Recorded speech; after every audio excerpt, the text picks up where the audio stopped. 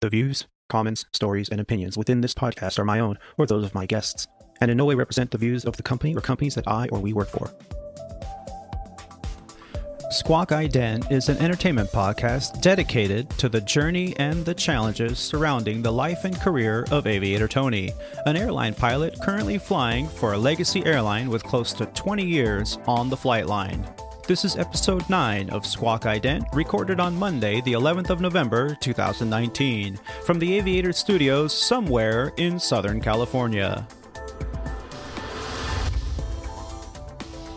On this episode of Squawk Ident, we will discuss an incident that occurred today at Chicago's O'Hare International Airport when an Envoy Air Incorporated Embraer 145 in the American Eagle livery slid off the runway after landing in a winter weather event. We also look at recurrent training for airline pilots, what is involved, and is it really where pilots go to get beated repeatedly until they get it right. We also are introducing a new segment to the show where Aviator Tony reviews a classic film about airplanes. All that and more on this episode of Squawk Ident. So sit back, relax, and enjoy the show. And now, here's our host, Aviator Tony.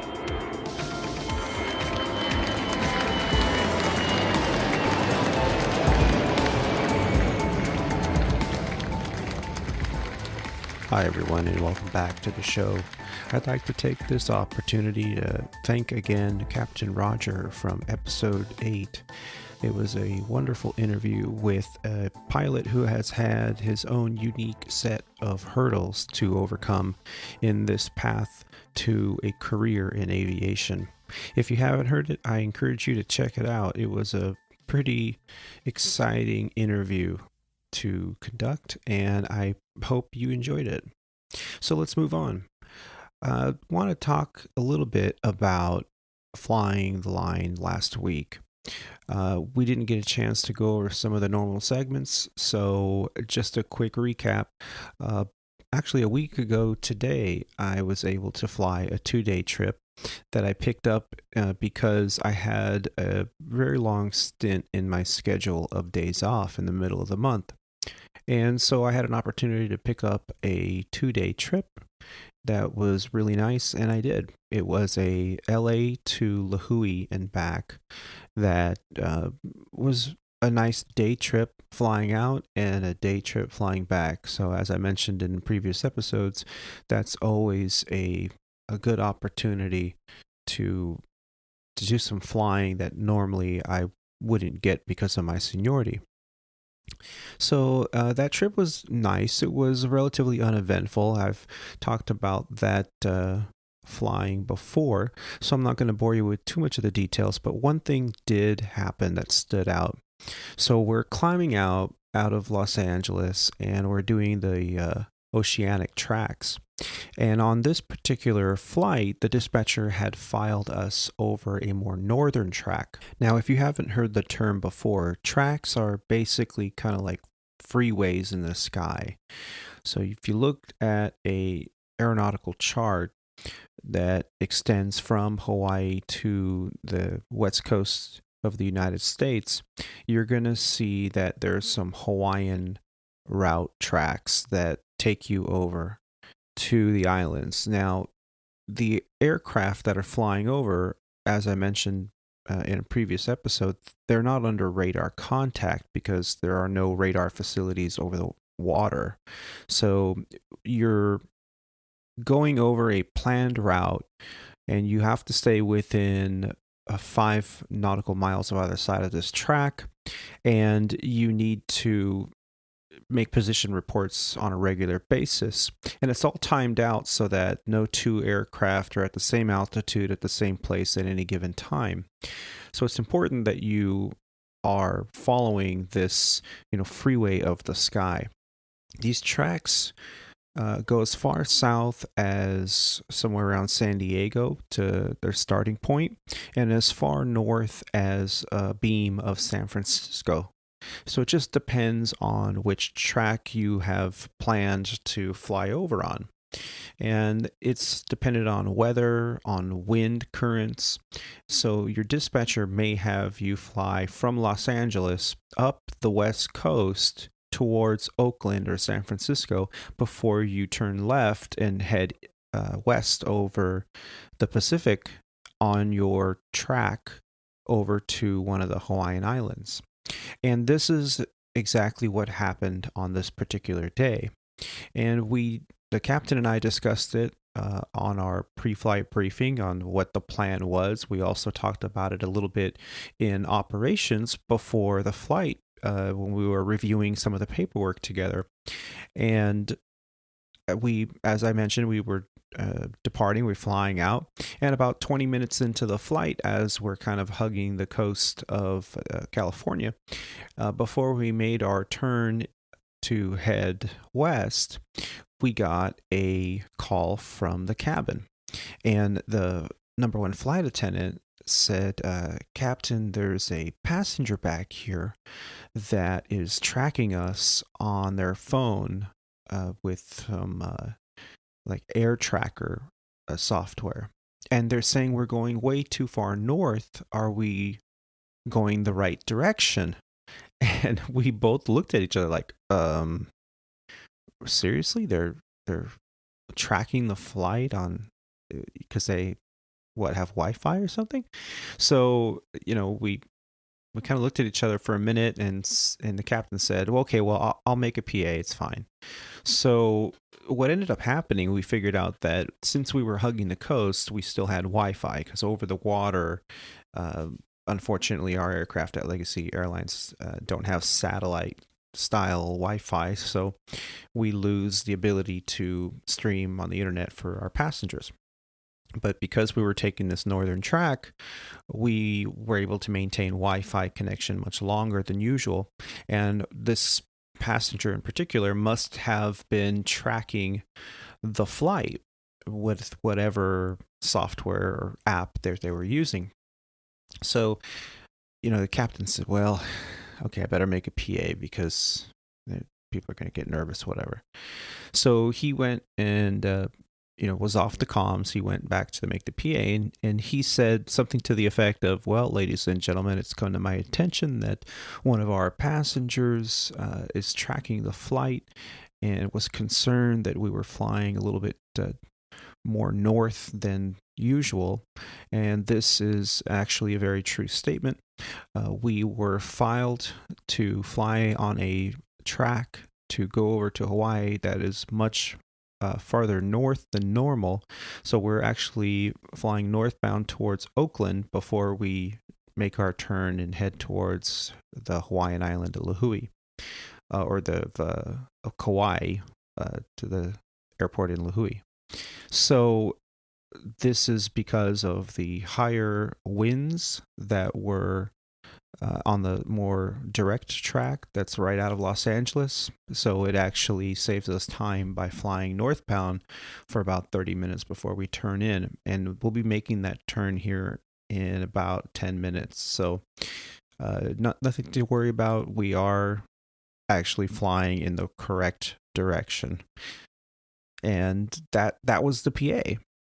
And I stopped for a moment and I thought about it, and when he came back and I told him, okay, there's been no changes on the radio or anything, he looked a little annoyed, but not to the point where like he was upset or anything. But I said, man, talk about a change in the atmosphere from even 10 years ago.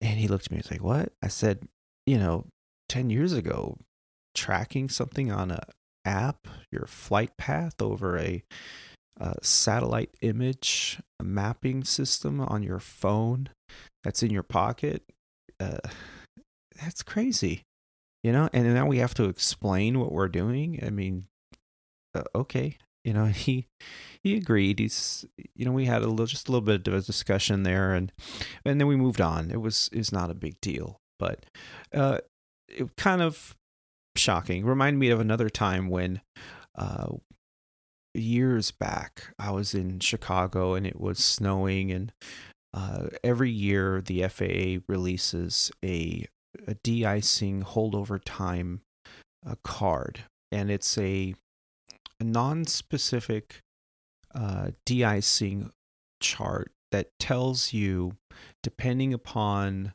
what the conditions are, how long the de-icing fluid on your aircraft is valid for or effective for. And every year they come up with revised definitions and revised holdover times. And what a holdover time is, for those of you that haven't heard these kind of terms before, is so if it's snowing out there, there's two types of de-icing fluid that we generally use in the airline world.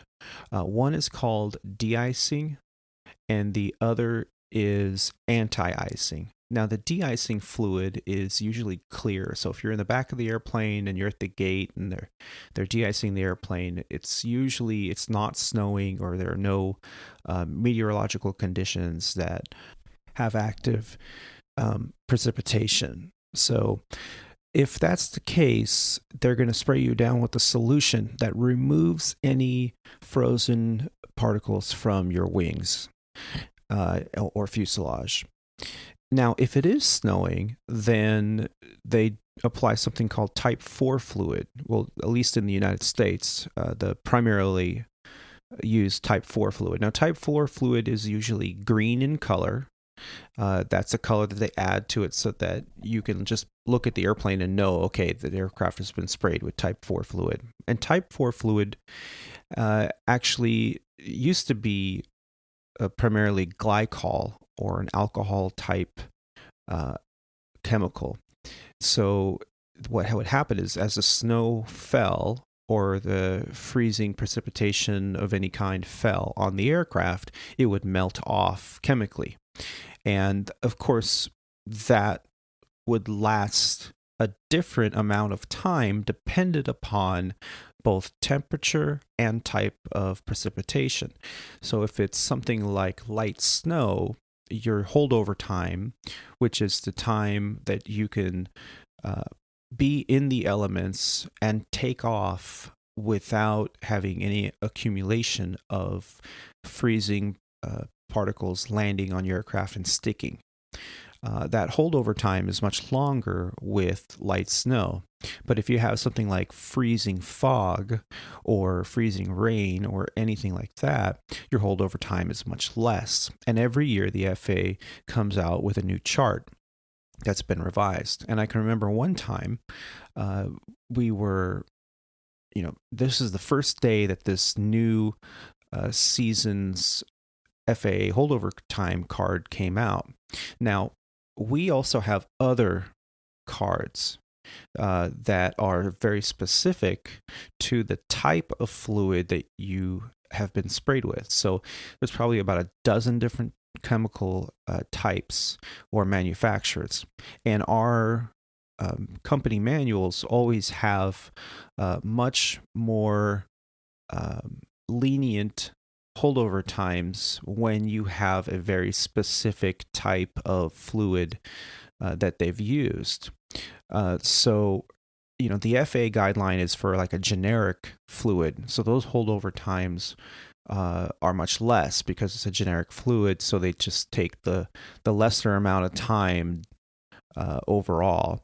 But if you've had like say Kill Frost or ABC Plus or whatever the manufacturer is, those holdover times could be much longer because those fluid chemical compositions could be much stronger. So we usually go with whatever the specific manufacturer's holdover time is, not the FAA generic time. So this was the first day that the card came out. We were in Chicago. We got sprayed down with both Type 1 and Type 4 because it was snowing that day. And as we completed all of the procedures for de-icing and we're getting ready to push off the gate, we get a call from the cabin. And the flight attendant says, "Hey, guys, there's a pilot back here, and he wants to make sure that you guys are using the new FAA holdover times that came out today." And Captain and I looked at each other. Wait, what? There's a pilot back there that... who does... yeah, just let them know that, yes, we have those cards. We did follow the procedure, but who the heck is this pilot?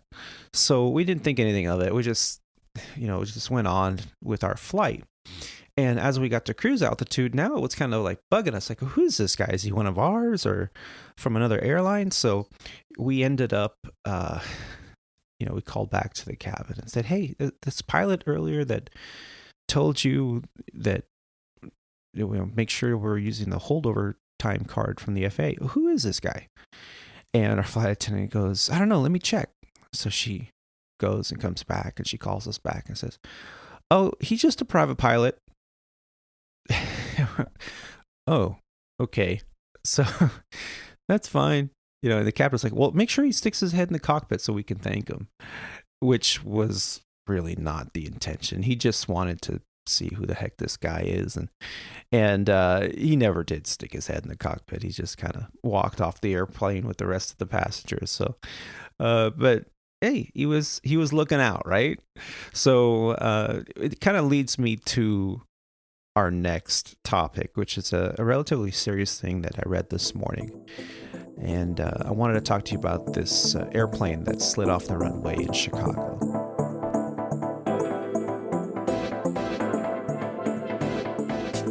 So this morning I woke up and I read this article. First thing, it catch my eye was in all the headlines about Chicago O'Hare and an aircraft that slid off the runway. Now this article, kind of hit close to home, being that off and on I was based out of Chicago for 13 years, flying the very same airplane. As a matter of fact, I probably have a couple hundred hours in that very same airplane, the N number of the airplane that slid off the runway. So it really hit me close to home. So I read the article closely and was very grateful to read that no one was hurt in the incident. From the Chicago Sun-Times, in an article written today, November 11th, 2019, by a David Stewart, it's entitled "A Plane Slides Off Snowy Runway at O'Hare Airport and No One Was Injured." So I'll read a little bit from the article in case you haven't read it yet, and then we'll kind of talk about it. So the Chicago Fire Department responded about 7:45 a.m. and removed everyone from the plane, according to department spokesperson Larry Merritt. No one was injured, and the passengers were taken by bus to a gate, Merritt said. A video posted to social media shows a plane landing on a snowy runway and turning sideways before sliding off the runway as a wing hit the ground.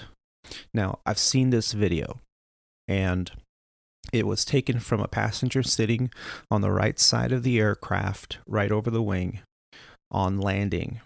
And I also looked at the track of this airplane. It had done a go-around before committing to that landing. So this was the second attempt at landing. For whatever reason, I can only assume it was due to weather, that the captain or pilot flying, whoever that was, decided to make a go-around and come back around and try it again. And a little more from the article. The Embraer jet inbound from Greensboro, North Carolina, had landed on runway 10 left about 7:45 a.m. and was attempting to exit to taxiway P4, Papa 4, when the airplane's right main landing gear collapsed as the plane slid off the runway, an FAA spokesperson, Tony Molinaro, said in an email. He said the FAA is investigating. O'Hare recorded surface winds of 22 miles an hour with gusts in the 30s, with light snow blowing about the time of the incident, according to the National Weather Service meteorologist. At least 1.6 inches of snow had fallen at the airport that morning. In a statement, American Airlines said that the jet's 38 passengers and 3 crew members were deplaned safely. The flight was operated by Envoy Air, which is owned by American Airlines. Amid the snowstorm, airlines canceled more than 640 flights at O'Hare, according to the Department of Aviation of Chicago. A spokesperson for the CDA said the incident had a moderate impact in overall flight operations at the airport, but declined to comment further.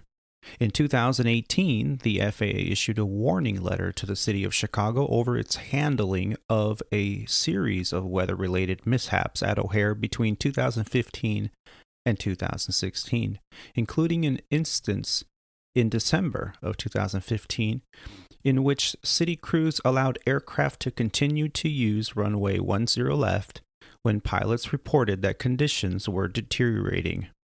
And in the article, they actually have a article from March 11th of 2018 that's referenced, that was published in the City Beat and from the Chicago Sun-Times, saying that O'Hare's winter warning went unheeded, and it shows a United Airlines 737 after it slid off the runway. I actually remember that day and that incident. So, the article really opens up the door to some interesting facts. Now, if you don't know what Chicago Airport looks like, or you're not an aviator that flies in there on a regular basis, 10 left is actually Chicago's longest runway. It has a published runway distance of 13,000 feet. Now, if you look at the back of the airport diagram chart, for those of you who have instrument charts, the runway distance available is less than that. It's only 12,246 feet. But that really is irrelevant in this case, because still 12,000 feet of runway is much longer than most runways at most airports at the United States. Of course, there are airports that have very long runways to accommodate the larger aircraft and the requirements for landing distance computations. But, the crew is landing on the longest runway available at O'Hare. And the exit that they were trying to take, the article got wrong. It was not Papa 4. They would never have made a right turn off the runway because it's the wrong way. Most of the time, the very first exit that you can actually take off of 10 left at O'Hare is a little bit further down the runway. It's the first high speed at November 3. So that would have given them at least a couple more thousand feet to decelerate prior to leaving the runway. Furthermore, in those kind of conditions, I've landed in those kind of conditions many times, you never really take a high speed at more than a crawl's pace. Any aviator or even any passenger that is a regular flyer in the Northwest or the East Coast and has dealt with flying in snowstorms, it's normal, and the aircraft, usually the captain is the one driving on the ground, and the aircraft is going to come off that runway very, very slow because the slippery conditions dictate that we take a little extra time, a little extra caution and precautions to ensure that we don't slide. So I am fully confident that the crew here had a situation to where they landed on ice, the aircraft got sideways, and I watched the video probably about 6 times now, both from inside the cockpit and from inside the cabin, and I saw the video from outside of the aircraft after the passengers and crew were removed. And I also looked at some of the pictures, and I'll post a link in the show notes to what I've found so far. I'm sure now there's going to be a dozen more news agencies covering this, if not more than that. So, and pictures will continue to surface as they usually do in these kind of situations.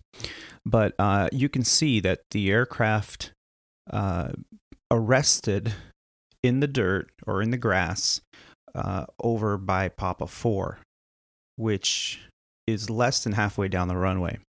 So about 4,000 or 5,000 feet from where they would have landed, which, even on dry conditions, you would never exit there.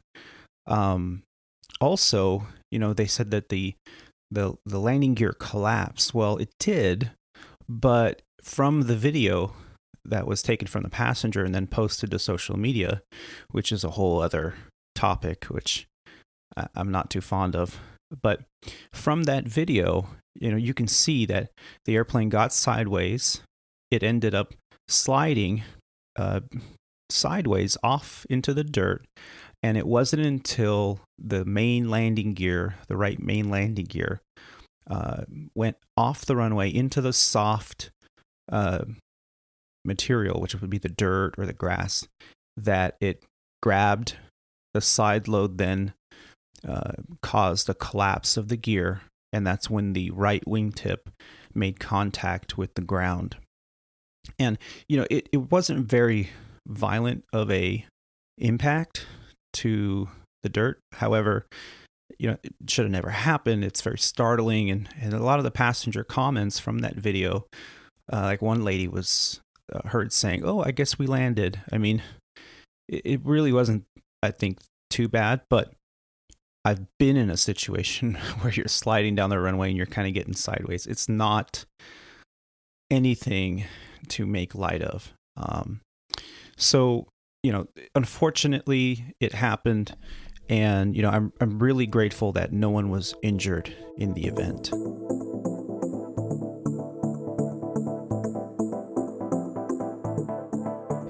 So, an incident like this happens. What's next for the flight crew? Now, I've been very fortunate in my lifetime. I have had probably a good dozen emergency declarations in the aircraft, and not once was it to the point where it was an actual accident. And knock on wood, I'm hoping that maintains a true statement throughout the rest of my career. But the odds are that something may happen to me in the future. And in the training that you receive, as early on as when you are learning to be a private pilot, one of the things you have to know is definition of incident versus definition of accident. And what's next? Well, in the airline world, anything like this happens, for the crew, it's a monumental task ahead. The first thing is to obviously handle the situation, run through the emergency checklist for the particular situation. In this case, it was something that, there was no emergency declaration, there was no malfunction to the aircraft. So it's not like the crew had time to prepare for an emergency landing, for a potential egress of the aircraft. So, this happened on landing, and, the only reaction they had is post-event. Now, in a situation like this, the first thing that you do is you secure the aircraft. You shut down the engines, you run through your emergency engine shutdown procedures. Also, you have to communicate with the cabin, let them know, are we going to evacuate? Are we going to stay put? Is it safer to remain in the aircraft, or is it safer to do an emergency evacuation? I'm only assuming here, but I would venture to think that, they didn't evac immediately, that they waited until they could secure the airplane, get the engine shut down, try to maintain some kind of power. They possibly turned on the APU so that the lighting in the cabin would remain on without the emergency lights being the only source of electricity. But I don't know. I wasn't there. And, by then they'd be communicating with ATC, with the ARFF, or ARF as we call them, Airport Rescue and Firefighting. And, once they show up on scene, which is usually within a matter of seconds, if not a minute or so. Then there'd be some communication, which is, okay, is the aircraft secure, and are we going to deplane immediately, or are we going to wait for a bus to come out? Because obviously it's a snowstorm outside. Is it safer for the passengers to stay in the cockpit or in the cabin of the aircraft, or is it safer for them to get out right away? And according to the scenario, from what I understand it was probably in this scenario best for them to stay in the aircraft until the firefighters and transportation arrived. And once that happened, you can see from some of the photos, there were some ladders that were brought out. The passengers, there's actually a video of the firefighter from inside the cabin of that flight telling people, okay, leave all your belongings behind. We will pass them down to you once you egress the aircraft, which is great, and everybody seems relatively calm. There wasn't a big hustle to get off the aircraft. And usually in an incident like this, the injury is going to happen not from the event, but from egressing the aircraft, from trying to jump down from the airplane. Now, the Embraer, when all the landing gear is intact and you exit the aircraft, it is a good jump. I forget the exact amount of feet from the ground, but it's something like 5.5 or 6 feet from the floor of the aircraft inside the cabin to the pavement below. So, they use ladders and usually you use the buddy system to help when one person gets down and then helps the next person down and whatnot. And so they egressed the aircraft, they got everybody on a bus, and they took them into the terminal and got their belongings to them. So, of course, what happens to the pilots and the flight crew? So usually they're the last ones to get on the bus. They have to bring with them some paperwork, the manual, the flight manual for the aircraft, the AML we call it, the aircraft maintenance log. You want to bring with you the electronic weight and balance information, or all the pertinent information, how many passengers you had, how many pounds of baggage were you holding, and all that's on a weight and balance form or a weight and balance printout. And then the last thing is your clearance or in any kind of material that was loaded onto your aircraft. Not necessarily hazmat, but any material like dry ice or anything, or batteries, or a wheelchair that had battery in it that was in cargo. You always want to have that in case there is an incident where there's a fire or danger for a fire, and the firefighters at least know what they're dealing with, because those are hazardous materials or fuel sources for a fire. So, you have to bring that stuff with you, and immediately, you'll have members of management with the company if you're at a base, and then, of course, representatives from both the airport, the city, and they'll take you into a medical facility right away. First thing they do is do drug testing, alcohol testing, you name it. It's all collected right away. And if there's injuries, of course, you're going to a hospital where they're going to, check you out. But they're also going to do all those things because all that has to be ruled out in the investigation. So it's kind of a big deal to have an event like this happen. The pilot's under extreme scrutiny. Not to mention, from all the coverage, especially nowadays with, everyone's got a film studio in their pocket with their phone, all of it's going to get out to the media. And although it's not supposed to happen, a cockpit voice recorder is supposed to be protected, and the only person that can release that information would be the NTSB or FAA, which they're not really supposed to. But it seems to me every time I see or hear about an incident in the news that we then suddenly have audio recording from inside the cockpit. How the heck did that happen?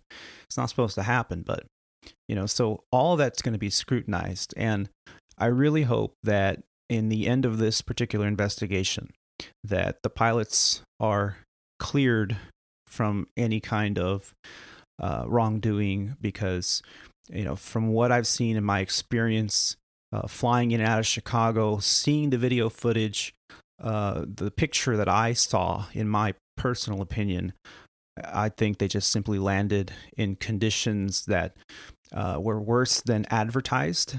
Because if it was braking action nil, or if the snow and ice was on the runway and a previous aircraft reported deteriorating conditions, they just would have went to an alternate airport or chose a different runway out of Chicago if that was an option. Because why would you put yourself in that situation? So it leads me to our next segment. There we were. I love a good aviation story. I've found that when telling a good tale from the flight line, it is best received if told in the first person. With that said, the following stories told within this podcast may or may not have happened to myself or to my guests, or in the manner in which they are told, if they happened at all. This is There We Were. I have very fond memories flying the line at the regional carrier where I started my aviation career. And, some of the events that have happened have been wonderful learning opportunities. One such event happened on my last month flying for the regional carrier. And I, at the time, was a check airman on the Embraer aircraft. And I had a new hire with me. We were conducting IOE, which is Initial Operating Experience.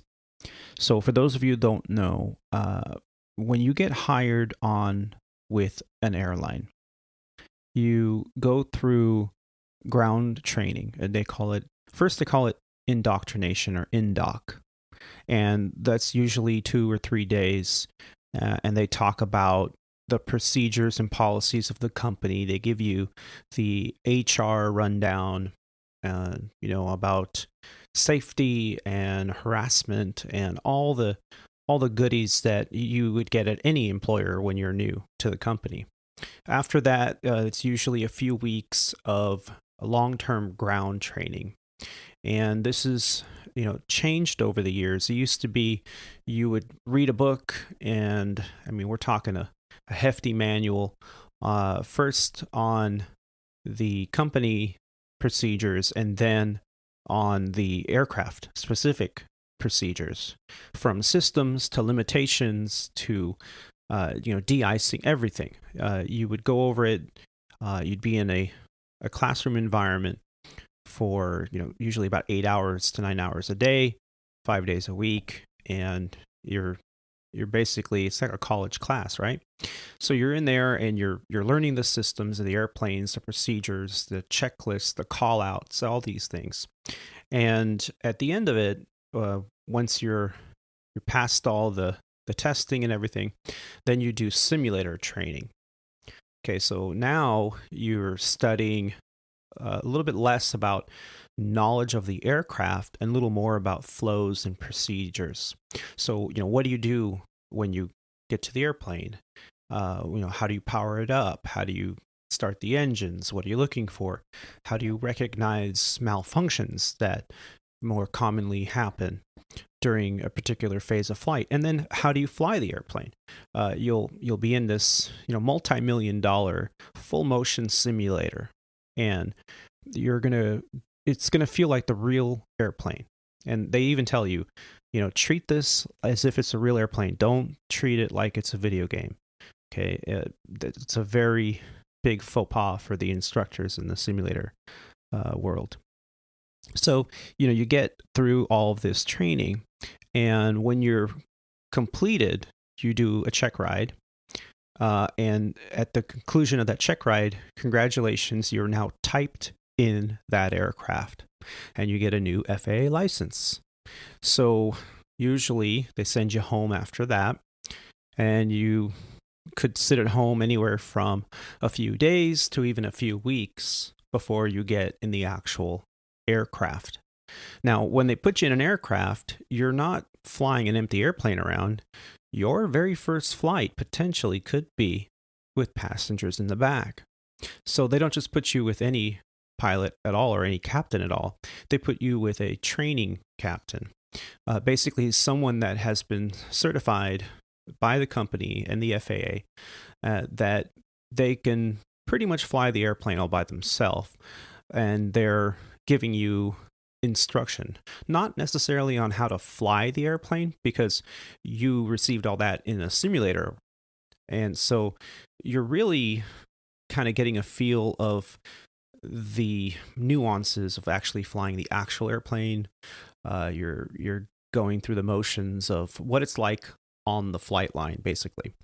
And so you're with a IOE check airman, which is the position I had held at that time.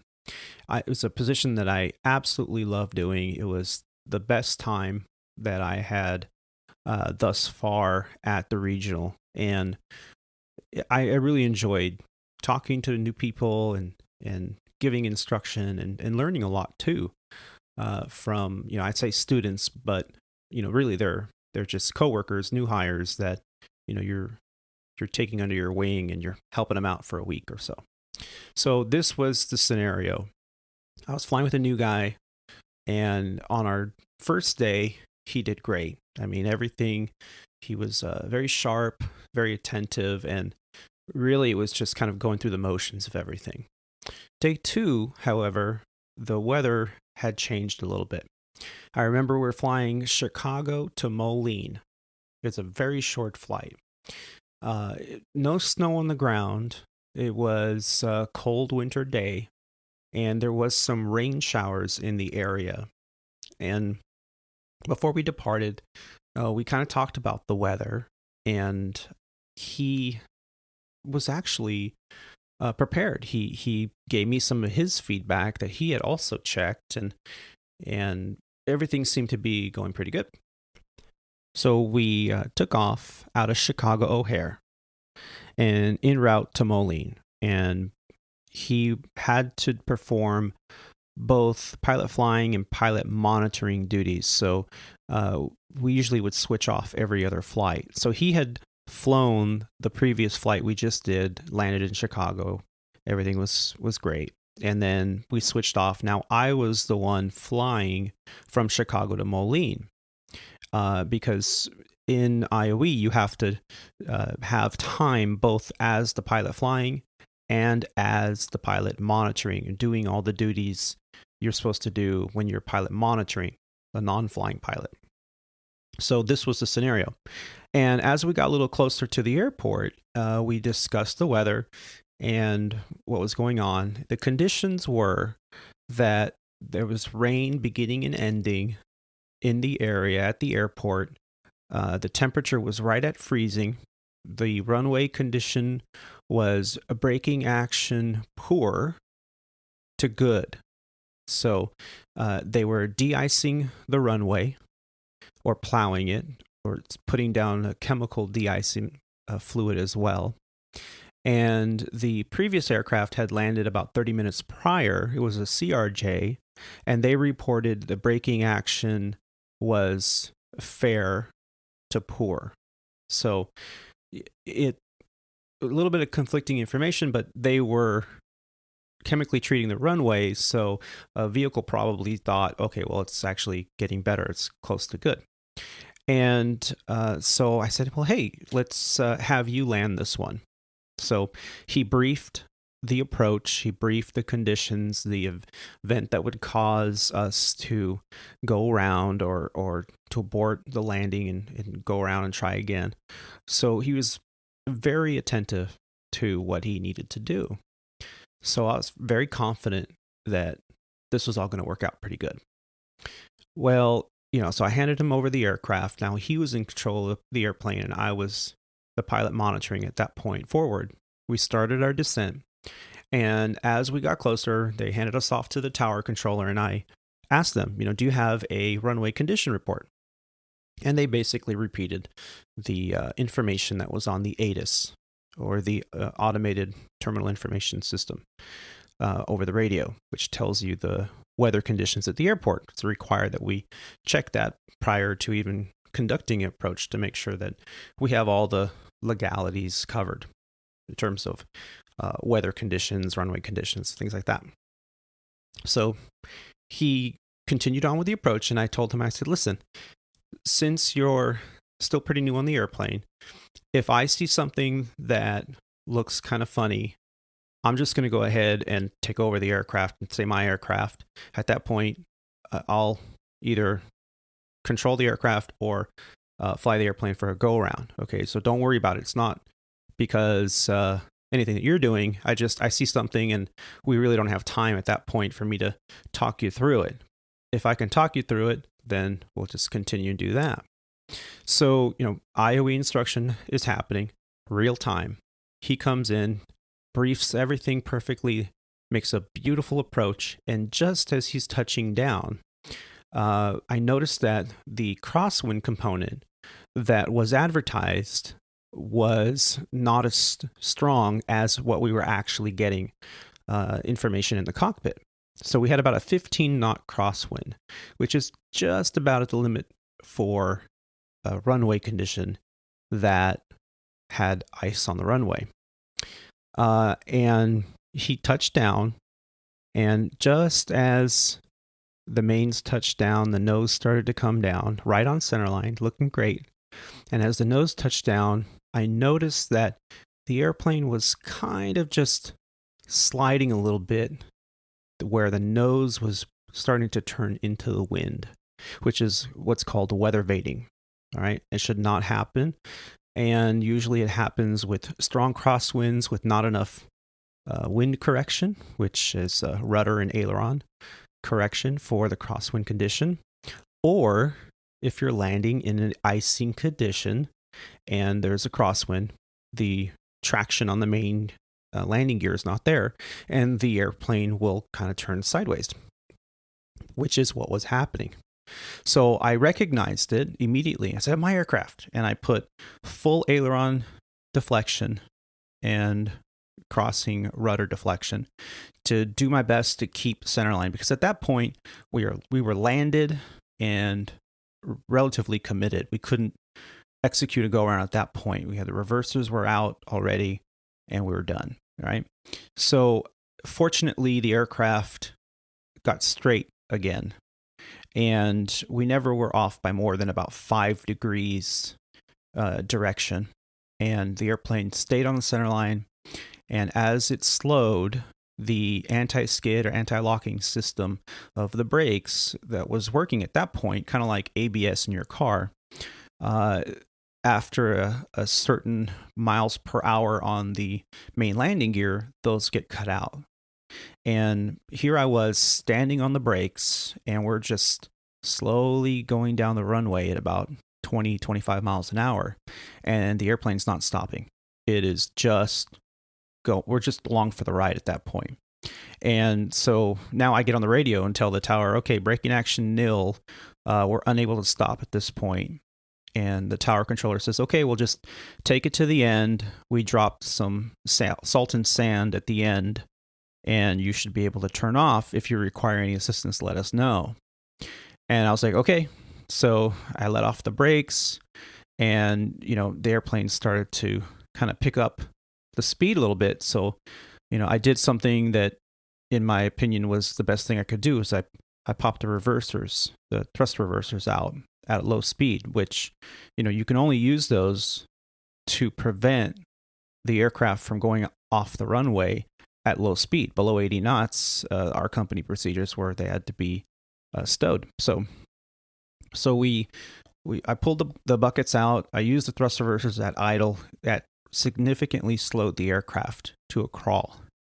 And I tried the brakes again to see if I can get the airplane stopped, and nothing. The brakes were stopped, they were locked, but we were sliding. We were on a sheet of ice, black ice, that was not reported.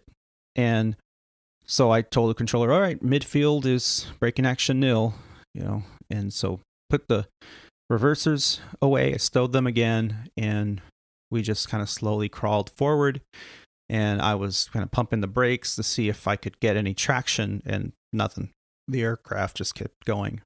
We ended up traveling the full length of the runway, right on the center line, maintaining the crosswind correction the whole way. And as we got to the end, once we reached the sanded area of the runway, which is the last 1,000 feet, the airplane came to a stop. And I said, okay, well, you should be able to exit the runway and taxi back because we've treated that end of the field. I said, okay, we'll try it. But if I start to slide, I may need to have a tug come out and get me. And they said, that's fine. So we were able to turn off the runway at a crawl. And as we're on this parallel taxiway to head back to the terminal, about every 50 feet or so, I would tap on the brakes to see if I had traction. And at that particular moment, moving at about 2 miles an hour, just crawling and crawling, there were occasions where I would have traction, and then there were occasions where I didn't have any traction. So I would continuously make reports to the tower controller saying, hey, okay, this area between this taxiway and this taxiway, braking action is poor. In this area, it's nil. And we were able to make it all the way to the ramp area without any incident. We stayed on center line. I look over and my poor new hire FO was just like white knuckling it, going, oh my goodness. It took us literally 20 minutes to travel about 5,000 feet, which should take about 5. But because we were going so slow, being so cautious, I even made a PA telling the passengers, we're moving very slowly because, we have very slippery conditions out here. And when we got to the ramp, they told us, give way to the CRJ. He's taxiing out to the runway. And I was like, unable. We're kind of sliding right now. And, once we get to the ramp, I can see that they've dropped some salt down. We'll try it again, but I can't give way to anyone right now. And they're like, understood. And meanwhile, I'm thinking, this guy's getting ready to take off. I've been slipping and sliding all over the place over here. Really? And sure enough, they went to the end of the runway, and we got to the ramp area where they had treated it and dropped just a ton of salt and sand down, and we were able to park the airplane with no further incident. I ended up calling the dispatcher and saying, hey man, this airport is bad. And they said, yeah, we know. We understood what happened, and we're just going to go ahead and cancel all the flights the rest of the day. So you can tell the crew that's taking the plane out to just turn around, go back to the hotel with you, and we'll have crew scheduling call them. So what had happened was the airport, it was raining, and the rain stopped. They chemically treated the runway with some de-icing, anti-icing type fluid. And the CRJ from another carrier had come in and landed, and they reported braking action fair to poor. Okay. And they taxied back to the gate. And so the city went out again and retreated the runway. And we were still about 50 miles out at that time. So by the time we got to the airport, the vehicles that treated the runway vacated the airport, but then it started to rain again. And it was just above freezing at that time. So the rain washed away all of that chemical treated runway. And then it stopped raining, and the temperature dropped a few degrees to below freezing. So all of that rain that washed away the chemically treated anti-iced runway froze and created a black ice situation. Now, this was, unknown to the tower controller, it was unknown to the city operator, and it was unknown to us. We would have never have finished up with the approach. We would have just went around and probably head back to Chicago, because we had Chicago as our alternate anyway. So, a very scary situation. Talk about a pucker factor of at least 10. I had never been, landing an aircraft with a sideways moment like that. And, you can immediately recognize that it's different from when you land on a dry runway with a crosswind. it's different. There's traction. You can feel it under your seat. But in this situation, it was just like no traction. It was like sitting in a chair in an ice skating rink, and you got pushed sideways. You start to spin. So, the incident happened. Thankfully, the airplane stayed on the runway, and, I give a good job to my FO who learned a lot that day on IOE, on his second day of IOE, learned a lot. And, we talked about it, debriefed about it, not just with him, but with the other flight crew. We told them what happened. And that's what we do. We talk about these things that happen, and we learn from each other. Because if you find yourself in a situation and you go, oh, that Tony guy, he had a situation where it was right at freezing, and they had de-iced the runway, and then it rained, and then it stopped raining 5 minutes before they landed. That could be a recipe for disaster. So my hat's off to, the crew that landed in Chicago, because those situations happen. And 9 out of 10, you were put in that situation inadvertently. You didn't know, nobody knew. It just, the weather is the weather. And I really hope that everything works out okay for that crew. They get back in the air as soon as possible, as soon as they're cleared. And, it could have happened to anyone. It could have happened to me.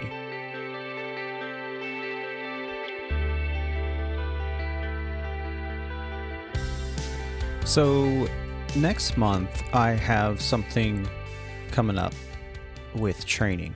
It's called Recurrent Training. And I wanted to talk just a little bit about that. So recurrent training is something that every aviator at an airline or charter operator has to go through. The FAA requires that, we go through emergency procedures, standard procedures periodically. And whether that's in an effort to remain current or in an effort to go through procedural changes, either way, every airline has a program for training that they have to go through. At Legacy Airlines, we have a 9-month cycle, meaning every 9 months you get flown back to the training facility and you go through recurrent training. Now, for us, that is usually a 3-day event, not including travel. So day 1 is usually a relatively long day filled with ground-based training. There are no, at-home training material to go over like some airlines do. Everything is done pretty much at the schoolhouse. So we go through our ground training, and we cover everything from emergency equipment to aircraft slides and doors and all the things that we have to at least manipulate to be current in how to use that stuff. Then we go through everything from any changes that has happened in our procedures. We talk about aircraft systems and limitations and all kinds of things. At the end of the day, they do an assessment. Pretty much everyone by that point at the end of the day can pass the assessment with no problem. And then we come back on day 2 for some simulator work. Now that also includes a lengthy pre-event briefing where you discuss the maneuvers you're going to do, the procedures that you're going to do in the simulator with a sim instructor. And usually you're partnered up with a captain or a first officer, depending on what you are, you'll get paired up. And if there's not one available, they'll just take another check airman or sim instructor and put them in the other seat to assist you. So, in the simulator, you'll go through everything from what they call maneuvers validation. Well, they'll have you do stall recovery and, turns, holds, that kind of thing. And they'll also have you do go-arounds and landings and aborted takeoffs, aborted landings. I mean, you name it, engine fire, that kind of stuff like that. So all the emergency procedures that pilots are required to be proficient in, obviously they're not going to do it in the airplane. They're going to do it in a simulator. And we work on cycles. So last year, I went through what they call an R9, or the 9-month cycle. Now this year, I'm going to have to go through what they call R18, which is an 18th month cycle. So whatever we didn't cover in the first 9-month cycle, we're going to cover in the second 9-month cycle. And it's the same thing. Ground school 1 day, simulator for 2 days. Now, the 18th month cycle is a little bit more in depth with maneuvers. So I'm going to be doing a lot of go-arounds and aborted takeoff, aborted landing, single engine approaches, second stage engine failure, all these technical things. But at the end of it, I should then be proficient in the call-outs, the reaction, the procedures, the profiles, all the things that we're trained to do, so that in the event an emergency happens on the flight line, in the actual aircraft, there's no thinking about it. You react. Initially, you react kind of instinctually to do your memory items, your memory flows, and then work through the problem with the appropriate emergency checklist, whatever it is you're doing, the quick reference procedure, and you know how to do it because you've done it before. And because you've done it before, you recognize what you should be doing, both pilots. Even if you've never flown with the other individual before, you're both trained in an identical fashion, and you're both expected to respond in an identical fashion to operate with the standard operating procedures. So that's what's coming up. I'm going to start studying for that now because I've got about 30 days before I have to head out. And of course, there are plenty of reference material to go through to make sure that I have everything that I'm supposed to know, in the back of my mind, so that when I go through it, I'm at least have polished off the cobwebs there on some of those procedures that I'm supposed to know just off the top of my head. And so it's a little nerve-wracking. It depends on your carrier. Beginning of your career, when you're at a regional airline, or if you're at a small charter place, the charter airline or the charter operators, they're going to contract out their training 9 out of 10. So you'll go to some location like flight safety or something like that, and they'll fly you out to one of these locations that has simulator training, and they'll give you the ground school and the simulator training by a third party, because charter operators don't make the millions of dollars every quarter, and they can afford to have their own simulators like the major airlines do. So they contract out, but at a mainline and even major airline carriers, they always have their own training facility. It makes more sense. And at Legacy Airlines, they have a campus that is dedicated just to the flight training department, and it is huge. It's got multiple buildings, and in each building they have dozens of these full motion simulators for all types of aircraft fleet. And I mean, it's an amazing spectacle that the public usually doesn't get a chance to see.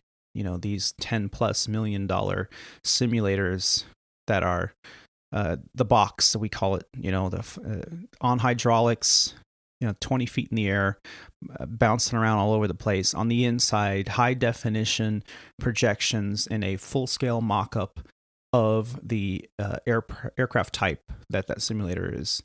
And it is like flying the real thing. You have an area where the instructor, the guy or gal, will be in the back, and they're controlling all the touch screen monitors to give you the particular scenario.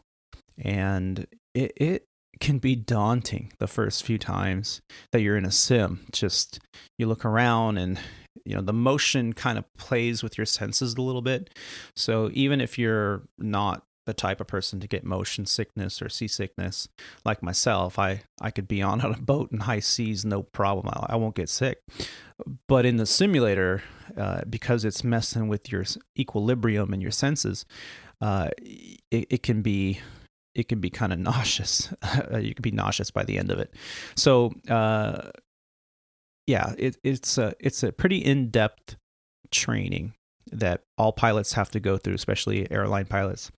And depending on your carrier, it'll be different cycles, different time frames on your cycles. But it is definitely a place where you have to concentrate.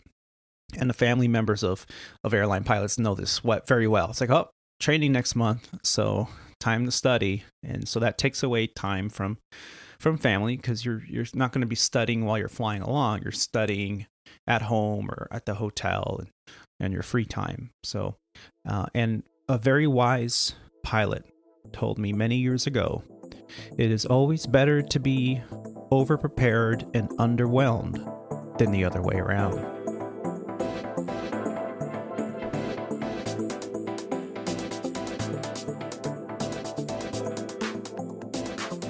So I'm very excited about this next segment. It's a new segment to Squawk Ident. But to understand that Squawk Ident was created by me in an effort to chronicle the journey, the struggles, all the things I've gone through as an aviator, as a pilot. For years, I was approached by friends and family and asked all these questions about flying, about being a pilot, an airline pilot. And most of the time, like, oh wow, you must be really rich and make a lot of money and you're probably home all the time. And nothing could be further from the truth. Most of the stereotypes are just plain wrong. And so that's really why I started this, to kind of chronicle the journey, get the information out there. And I've been having an absolute blast, recording, editing, producing, marketing, and doing all the things necessary to run a successful podcast. Well, to understand my journey, we need to kind of understand who Aviator Tony is. And as this podcast continues to grow and the listenership continues to grow, I will be releasing more and more detail about who I am and how I got to this place in my life. So one thing that I'm going to go ahead and get out there today is that I come from a relatively unique background. My parents were immigrants to this country from Italy via Canada and then to California. So I grew up in Northern California. We moved out here when I was very young, and I had a wonderful experience growing up. Total suburban kid, right out of freaking E.T., right? Spielberg hit the nail on the head with the suburban kids on the BMX bikes, minus the alien, but that was me. And growing up, wanting to be a pilot, making model airplanes, hanging them in my room with fishing wire. And, my buddies had posters on their bedroom walls as teenagers of everything from like AC/DC and, Van Halen to, Cindy Crawford posters and Baywatch posters. I had freaking F4 Phantom, SR-71 poster, the F-15, you name it. It was on my wall. Everything was airplanes, airplane books, airplane posters, airplane models. And that was my dream. And as I mentioned in my very first episode, it wasn't something that my parents really thought that I would seriously pursue, because they felt that it was a dangerous profession and didn't know much about it. And they'd rather have their son planted with both feet on the ground. Totally understandable, right? So here I am, all these years later, and in my mid 40s, and here I am at the tip of the pyramid. But in the process to get here, I, went to high school, went to a community college, had a associate's degree in social sciences and photography. And that led to a transfer to a university in the San Francisco area. And I got a degree in film production and had a blast doing it. Met some great people, learned the technical and artistic side of producing film. And, my goal was to become a cinematographer. And as life would have it, I worked throughout my college years. And when I got to Southern California, trying to find work in the industry and maintaining a job, which was my box retailer job, they kept offering me positions that led into management with great money. And when you're in your 20s and you see the money rolling in and the potential for it to rolling in, you kind of put aside your dream to do something that you were interested in but not really passionate about. And that led for a transition to move to Albuquerque, New Mexico, where I was in my 20s and was engaged, bought a house, a couple cars, restored a couple cars and, restored the house and did a makeover on that. And, so kept busy. And that's when I got into aviation. That discovery flight that my wife had purchased for me had introduced me to an expat Italian who came to build time and be a flight instructor, and that led me to a career following what I was passionate about. Not just a dream, but a dream that I was passionate about. So here I am, all these years later, and 20 years down the road, flying for a mainline carrier and getting to talk about my passions. Well, it's only natural that I also talk about another passion of mine or something that I absolutely love, which is film. So every week I'm going to do my best when it's fitting to talk about a film in aviation. And this week I chose to talk about an old black and white that I saw, about 2 decades ago. And it is a really great, cheesy, but telling film, kind of in that era of Casablanca and that whole mystique of airmail flying. As a matter of fact, this film is based on how airmail got started. And it's entitled Only Angels Have Wings. Now, if you're a film student, you're going to study a very prolific director, Howard Hawks. And he did these old black and whites, this drama, love interest, action-packed films from the 1930s and 40s. And, to stay in line with that, Only Angels Have Wings was made in 1939. Classified as a drama/action movie, 2 hours in length, directed by Howard Hawks, screenplay by Jules Furthman, and the production company was Columbia Pictures. It had an all-star cast: Cary Grant, Jean Arthur, Rita Hayworth, Thomas Mitchell, and many more.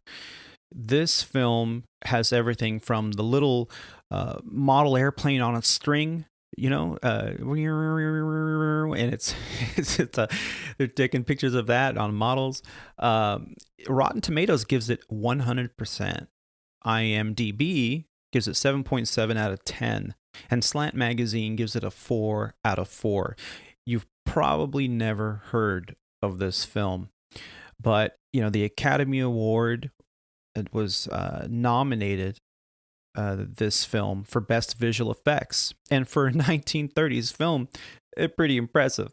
They actually were nominated for best cinematography as well, along with a couple other classifications, black and white film. So I'll give you a quick synopsis of the movie without trying to spoil anything for you, because highly recommended. Has been one of my favorite aviation films for a very long time. Can you get out of there with that extra weight? Well, I got a little help from the wind. I'll go right off the ledge and use the canyon to pick up flying speed. Let me know if you make it. So, as I mentioned, created in 1939, American drama film, directed by Howard Hawks, starring Cary Grant and Jean Arthur. And it's based on a story written by Hawks. The film also marked the first significant role in a major film for Rita Hayworth. A lot of one-liners in this movie, ladies and gentlemen. It was based on a number of real incidents witnessed by Hawks, and although Airmail in 1932, the film, Night Flight 1933, Ceiling Zero 1936, all great films, also directed by Hawk, and Flight from Glory in 1937. They all have kind of similar storylines, but this particular film, it must be, the charisma of Cary Grant, one of the great black and white early film actors, in my opinion, really turned the table for this film. So the character, Jeff Carter, is a head pilot and manager of Barranca Airways, a small, barely solvent company owned by Dutchie Van Ruther, a Dutch national that settled down in the fictional town of Barranca. So the whole film is based on this relationship between the main character of Jeff, played by Cary Grant, the chief pilot of this airline that's picking up contracts from the U.S. Postal Service, where they have to fly every day. But of course, airplanes at the time didn't have the fancy weather and navigation equipment as airplanes do today. So it was a lot of what we call scud running, in instrument conditions. Very dangerous back in those days. And the film, the screenplay, was very realistic to how many incidences or crashes there were from pilots that felt forced to fly in conditions that were less than ideal simply because they had a contract to get the mail out.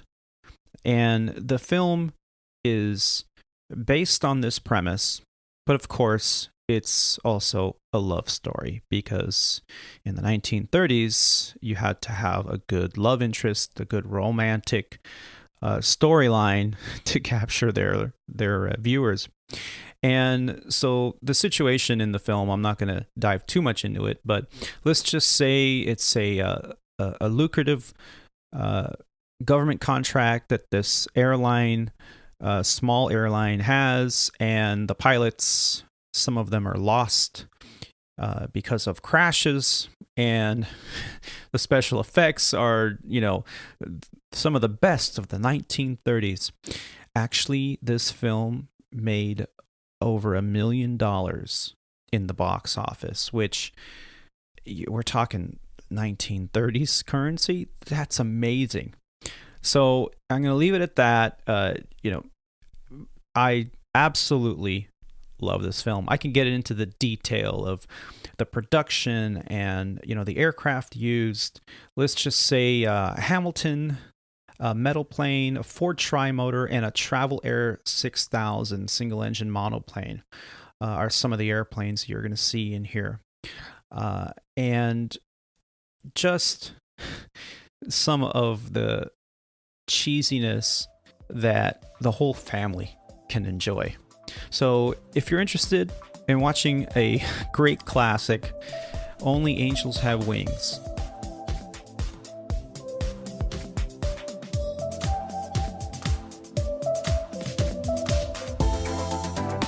YLB, that wraps up the show. It's gone over again. You know, I don't know, maybe an hour format is just not enough.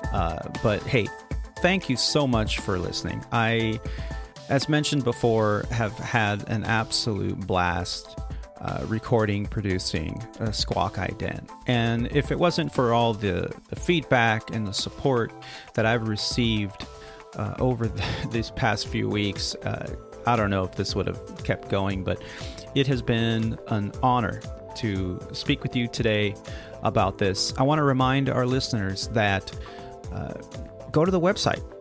Created the website so that it could be a one-stop shop, so you can listen to the episodes from there. There's direct links there to listen and download the podcast. And I encourage you to download.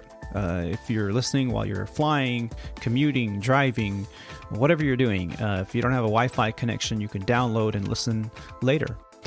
You can also shop if you're so inclined to pick up a hat or a luggage tag or t-shirt with the Squawk Ident gear. It's all there in the pilot shop. And also, your generous contributions to the show can help. I just picked up a new piece of equipment that is going to allow me to do some in-studio guest appearances with independent microphones that'll improve the sound quality of the podcast, the sound quality of my interviews. Of course, equipment does cost a lot of fucking money, right? So I'm going to reach out to you today and say, please help by contributing to the Squawk Ident podcast. You can do a one-time donation through the website. Patreon's coming up probably in the next few weeks. I'll get an account going for all those that would like to contribute through Patreon or through Spotify. If you listen via Spotify, there's a place there to sponsor the show, and you can do a one-time or monthly contribution anywhere from 99 cents and up, and that all will be in turn turned into equipment funding for Squawk Ident. Also, if you are on social media, be sure to follow us, like, and subscribe either on Facebook or on Instagram, and now even on Twitter. Now, that was a tough one. I really don't like Twitter. But I figured, hey, might as well get the podcast out there. So we are now on Twitter. The Twitter handle is Aviator Tony and Squawk Ident Podcast. Also, some great news just last night. I found out that iHeartRadio has picked up Squawk Ident, so you can now listen on iHeartRadio. Good luck getting Alexa to recognize the words Squawk Ident. I had a little bit of trouble with that too. However, I was able to find it on the computer, and I've got to figure out how Alexa can understand Squawk Ident podcast. But I'd love your feedback. Any show notes would be greatly appreciated. For those of you that have reached out with your critiques, absolutely appreciate them. I've done my best to incorporate everything I could to make this episode and the future episodes even better. So again, thank you for listening. This has been a really wonderful show, and I would like to thank all of you for taking the time to listen to this grateful aviator. Keep the dirty side down, be safe, and take care of each other.